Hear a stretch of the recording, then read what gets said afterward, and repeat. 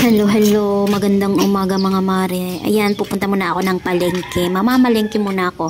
Kaalis lang ng bunso ko papuntang school. So, pagkatapos kasi ng school, sa umaga, mapakain ko na siya sa umaga. Ayan, diretso naman ako ng palengke. Mamamalengke muna ako. Medyo malapit lang naman, mga 2 minutes drive lang naman yung palengke dyan. Mula dyan sa bahay hanggang sa palengke. So, ayan, tara, let's go sa palengke. So habang nagda-drive ako, so nadaanan ko si Bella nasa tabing kalsada. Ayan, nagbabantay siya diyan sa wala pala silang pasok. So tinatanong ko siya kung bakit wala silang pasok. Ayan. Muna ako, umatras muna ako, tapos tumawid muna ako para makaano ko sa kabila bago ako pumunta ng palengke. Ayan, wala si Inay kasi dati-rati si Inay ang nakikita ko na nandyan. Ngayon si Bella naman na nandyan. Punta dito muna ako, tambay lang ako saglit. Kausapin ko lang si Bella habang nag-aantay siya ng kasi may ginagawa daw si Inaya saglit, kaya nandiyan siya sa wala daw siya magawa doon sa bahay, kaya lumabas muna daw siya. Diyan, nagbantay muna siya diyan sa labas.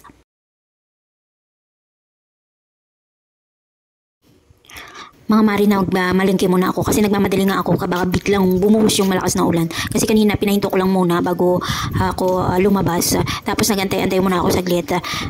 Yan nga, nakikita nyo naman yan, makikita nyo dyan na sobrang maputik talaga.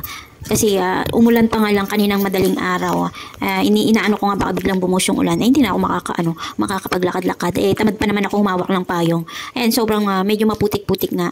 Dito lang ako sa gilid-gilid. Pero medyo maputik pa rin mga mare. And ito yung pinuntahan ko kasi mas malawak kasi yung parkingan dito sa may kabila. Kaysa doon ako sa harap ng palengke. Una muna ako nag-grocery mga mare kasi dadaanan ko muna yung grocery bago yung palengke. Kasi inuna ko muna yung pamalengke para yung pag-uwi ko isang way na lang.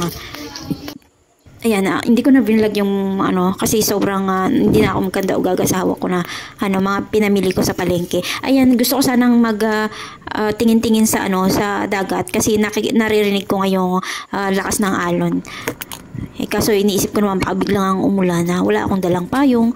Ayan, tapos nakita ko pang nag-aantay pa si doon para madatnan ko naman si Bella doon kasi bumili ako ng kakainin niya na kasi wala nga siyang pasok. Minsan nag-iikot-ikot lang ako pag may may time ako na tapos pag brown out, lalo na pag brown out talaga, doon ako ganadong lumabas talaga kasi nga walang ilaw. Pag walang ilaw, lumalabas ako, punta ako kay Inay.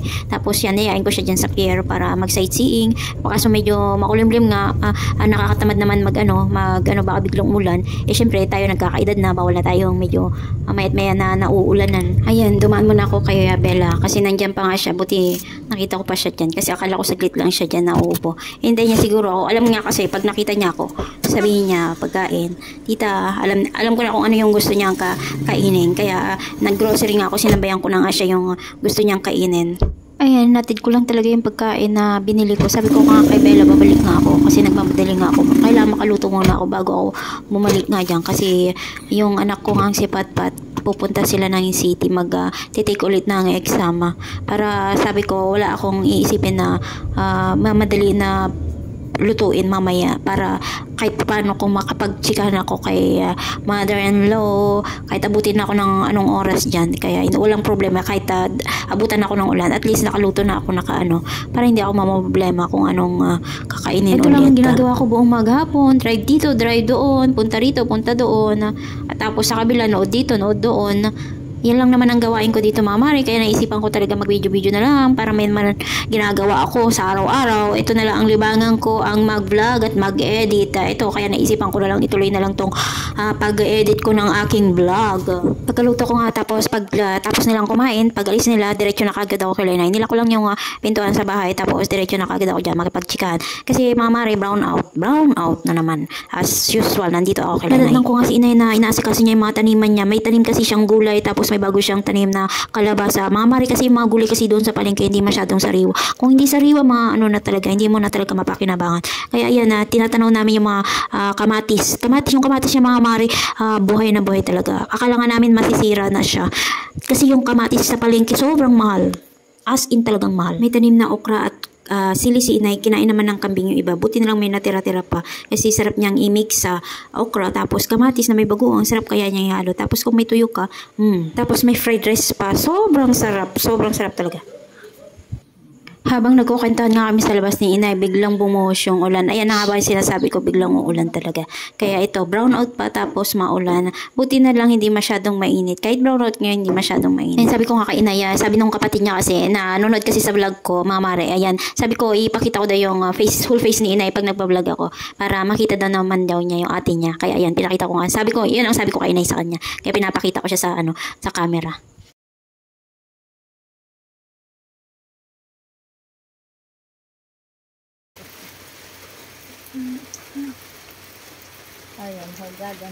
I awoke all alone on a Sunday playing games with the names in my head. It's a shame I